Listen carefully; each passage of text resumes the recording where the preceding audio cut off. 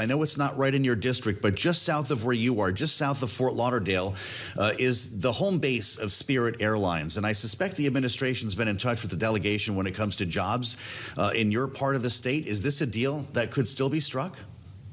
Well, it's only if it's a good deal for the taxpayer. I mean, I believe in the free market. We're all optimistic you can keep more of those low-cost carriers in place. But we need to look at the numbers, because in the end, if we bail out, we're actually helping, we're always helping people in the long run. And so there are a lot of competitive forces out there, as your previous guest mentioned before. So if it works for the taxpayer, that's a good thing. But if it's something that is not, I think this is the reality of the free market. Well, I guess we'll have to see what the president is ready to announce in the next day or two on this particular issue. Congressman, he didn't seem as excited about the prospect or optimistic about the prospect that he'd have something to announce when it comes to a deal with Iran. When he spoke to reporters earlier, he suggested he's not sure that negotiations will ever get there. He said Iran has proposed things that he simply can't agree to. What is your degree of optimism about a potential diplomatic path forward, or would you be surprised if the president made the decision to return to kinetic military action? And if he does so, would that take a vote from you and your colleagues? Well, the president is going to make the right call for the American public. He has given up a lot to be our president, and he strongly believes that Iran is a long-term threat to not just the Middle East, but the entire world, as they evidence by their ability to fire missiles down multiple thousands of miles. And remember, every president, Democrat and Republican alike, have recognized the threat of Iran. We have them on their heels at this point. If the Iranians continue to be not only bombastic, but to kill their own citizens, I think that you might see a return to kinetic activities because we need to eliminate this threat once and for all. We're all paying for it at the gas pumps right now, but we want to make sure that the lives are no longer lost, because remember, since 1979, thousands of Americans have lost their lives, and hopefully this will be our last engagement with this corrupt, evil regime. Yeah, $4.39 nationally today. It looks like you're just below that mark in Florida, Congressman. You're doing better. $4.28 on average in the state of Florida. But just to put a finer point on, the president said today before he got on the plane to go down to your neck of the woods, he's going to be in the Villages in just a short while, talking about some of the initiatives that he has pursued for retirees. He says that the War Powers Act is unconstitutional. Do you agree? Well, every president says that. Since 1973, the presidential prerogative has always been the War Powers Act is unconstitutional. I don't know. I remember George W. Bush going to Congress to make the case for an AUMF, right? So it's one of the realities of it all. But as you know, the Congress will have a say. And they are, of course, working close with the administration. But most common sense people recognize that this problem in Iran is a real one. Fortunately, there's not been a huge death toll, but 13 is still too much. But we're challenged by a situation where you're dealing with madmen. Again, I can't stress this enough. Their own citizens are being killed by their government to the tune of 30,000, if not more. And so you're dealing with an evil regime here, and we're trying to deal with people who are absolutely irrational.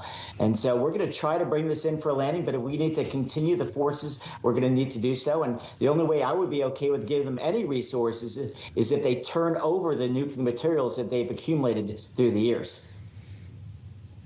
Well, and Iran right now maintains that that's something they aren't willing to do. Just to continue the conversation around the War Powers Act for a moment longer, whether or not it's constitutional, when you're reading the law, Congressman, if you're assuming that indeed that law, which has been in place for decades now, is constitutional, and we have reached the 60-day mark since the president notified you and your colleagues that he was launching these combat operations, is the clock still ticking in your mind? The Defense Secretary Pete Hegseth suggested because we're in a ceasefire, it's not. But last I checked, we are still actively maintaining a U.S. naval blockade with military assets and military personnel involved. Well, as you've seen already, there's been a few different votes on the war situation in Iran. We are conducting, I think, a thoughtful way in which to conduct the war in order to save American lives and to reduce the threat in the region, let alone the world. I've given the president a lot of leeway because, again, every president before him recognized the threat but chose different paths. If you remember, not too long ago, President Obama attempted to give the Iranians a lot of money and a lot of opportunity to get into the world economy. And instead, they use these dollars to continue their terrorist activities. And so President Trump has said enough is enough. At this point, I'm giving him the benefit of the doubt. Should the Speaker bring this up for a vote, I would gladly vote one way or the other, depending on the facts. But it's something where I think I support the effort in Iran because in the long term, we think it'll be beneficial for not just the region, but also the United States. And let's also not forget that even though we are struggling with higher gas prices, there's some relativity here. If you look at the Obama or Biden years during their presidency, adjusted for inflation today, they'd be $150 a barrel during parts of their presidency. So nothing new there. The second part of that is we're bringing on more oil here in the United States. We're being more self-sufficient. It's too bad we don't have the Keystone Pipeline, of course, that Joe Biden killed. And it's also a fact that we have, of course, going to have new oil coming out of Venezuela. Which will also help offset some of the higher prices we're all struggling with. But this is something I'd love to end quickly. But good policy is good politics, meaning the right thing to do here is to eliminate the threat from Iran, take away their nuclear capability, because we recognize, unfortunately, now they have the missile capability to shoot a rocket and potentially a nuclear weapon over 2,000 miles. Yeah, I haven't heard the Keystone invoked in a minute, Congressman. I want to ask you, since right out that window behind you is the Space Coast, about the president's plans for NASA. And this is always important to our audience. We cover every launch here at Bloomberg, as you well know. We saw the budget proposal, and I realize this is the skinny proposal from the White House, but it shows a 23% cut to NASA. The president has pledged his support to the Artemis program and to NASA as a whole. He's taking credit for helping to rejuvenate the agency. Is that a real proposal? Will that become law, or is this up for debate?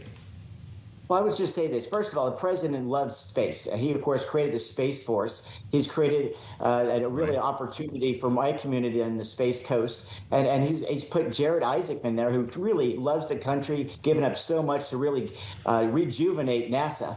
And we saw this amazing, of course, 10-day mission around the moon for the first time since 1972 and a successful splashdown in the Pacific. These are heady days for us on the Space Coast, so we're excited about that. Last year was much the same as far as budget proposals, but as you know, when we brought it in for a landing, not only did we fully fund NASA, but we put almost $10 billion additional dollars in to help make sure we win this space race. And I think under the leadership of Jared Isaacman at NASA, and of course Ted Cruz here, and Dr. Babin, who's our House leader on space, we're going to win this space race, and we're going to put the resources necessary. And when you actually look at space flight operations, that's actually, the spending is going up. Some of the science capabilities we're going to look more closely at and make sure we get the most bang for the buck. But I think you're going to see that gap diminish because we want to win the space race.